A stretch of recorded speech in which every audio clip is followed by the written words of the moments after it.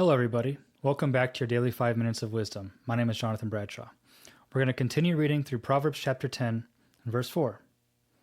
He becomes poor that deals with a slack hand, but the hand of the diligent maketh rich. Jesus decreed something so powerful. It is finished, right? There is a lot about what that means.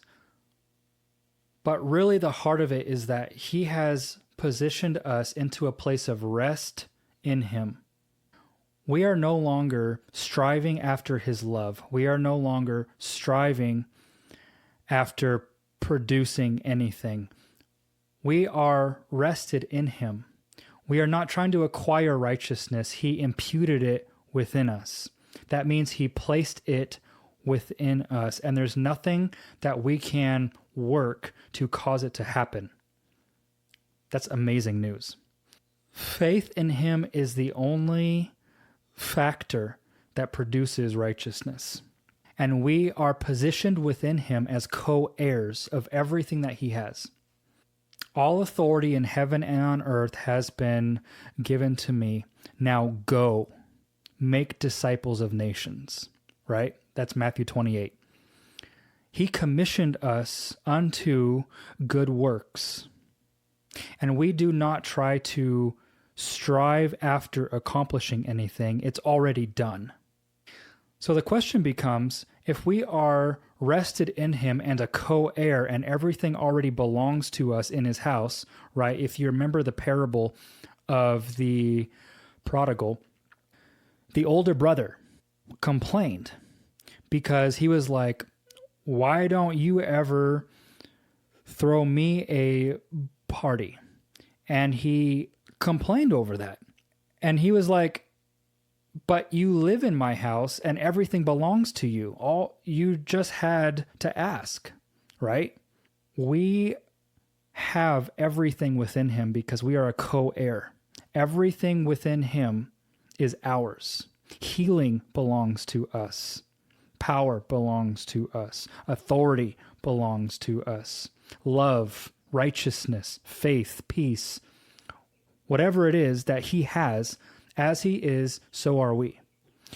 So when it comes to works, how do we work from a position of rest? Because he created us to good works. This is what it is. Paul wrote, I believe, therefore I speak. Faith in him out of righteousness moves us into works. And I want to talk to you today about diligence, just like we read in Proverbs right here. I want to read to you what I wrote. I went into the etymology of this word, and I went into the Hebrew. Diligence means to prepare and cultivate mastery and skill and intellect, ever learning and growing in a practical and understanding capacity, to be ever ready to act swiftly and promptly when the need arises, simultaneously deciding a direction. Decide meaning to cut off every other option and ferociously focus on the intended end, and applying constant intentional effort towards that end from a heart rooted in love and passion, anticipation and hope, faith and expectancy. This is what it means to work from rest. Faith without works is dead. We move from rested faith in this spirit. Wow, that's amazing, isn't it? I encourage you to go back and replay that and listen to it over and over again, because that is how we move and work from rest and not striving after anything. I want to talk to you about the antithesis, the opposite. And the opposite is haste. This is acting on impulse that is rooted in fear. Fear of delayed obedience, fear of punishment from God, fear of missing out, FOMO, or this will never work because it hasn't ever worked before. Moving in this leads to poverty. The plans, the ideas, the dreams, the constructs within the heart of man are brought to realization and manifestation and abundantly prosperous through diligence. The hand of the diligent makes rich. The hand of the diligent shall bear rule, shall stand before kings. The plans, the blueprints will yield an abundant harvest, and the desires of the diligent are fully satisfied. All of those things are in Proverbs all over the place.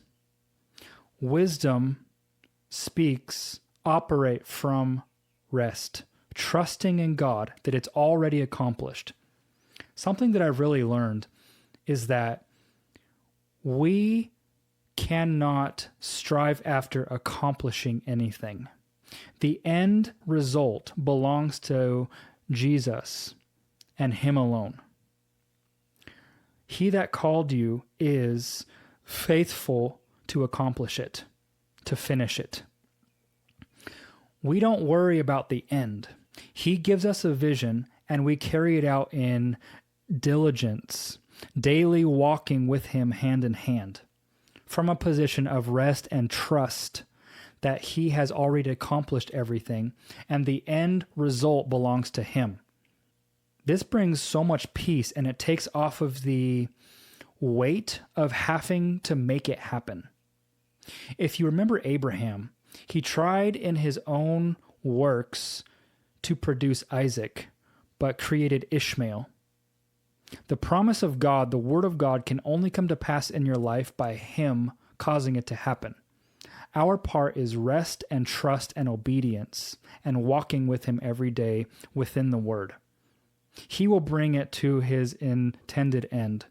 And it's important, it's crucial, it's vital that we wholeheartedly abandon to trust in the one who is trustworthy. The key to everything is diligence.